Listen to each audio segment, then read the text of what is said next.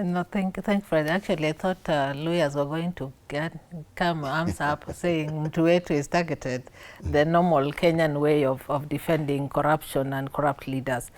But I think largely what we've seen with Bunge, both the Senate and Parliament,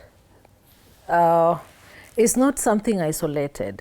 It's not new. Let me put it like that. It's not new to us. We have seen Parliament largely becoming a marketplace of influence, if I may say, where people bargain for favors through different parliamentary committees. We have seen ministries complain, state agencies complain. The other day it was governors. In fact, they're so adamant that they're now not going even to appear before the senators. So it is a time bomb for us, and we are losing trust with the parliament, and when we lose trust with parliament, and we are going to throw democracy out the window. Because why?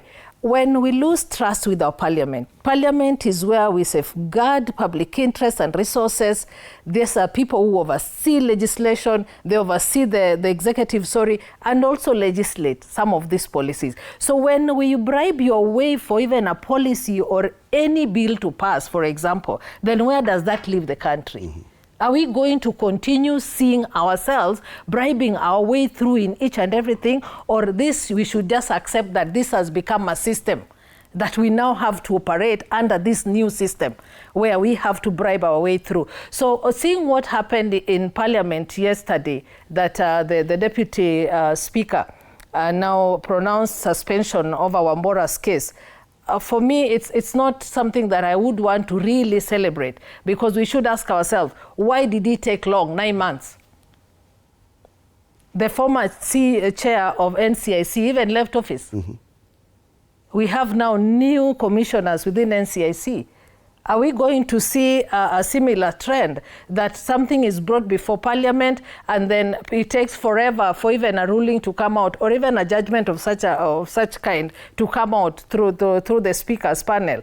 I think it's something that speaks to how immoral our social fabric is now, and how weak the structures are, that we really need to do something as Kenyans. And I'm happy that my friend here has spoken to how do we elect our leaders. So Sion here was in Parliament the other day. I think it was in the 12th Parliament? Mm-hmm. Yes, in 12th Parliament. This is not a new case to him. He'll tell you even during their tenure there were cases of corruption.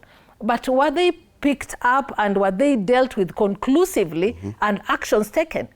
This speaks to our Chapter 6 of the Constitution. Is this the first attempt we are going to see in correcting corruption within our institutions? I want to believe more needs to be done. Right. More really needs to be done. And independency of constitutional offices like NCIC and others should be upheld. Because if we continue doing this and favors continues to pass through, then even Wamboka would still find himself with the very same leaders and bribe his way through again and gets another chair of another committee. And we've seen that happening. Even I think Senator Oroba has a case of where I need to pay. And it's not just about bribery, financial bribery, other briberies. Even women complain about other types of bribery. So we really need to relook into Chapter 6 and how do we enact that Chapter 6, so that very punitive penalties are levied upon individuals, mm-hmm, who are found culpable. If we look at the legal and institutional framework, one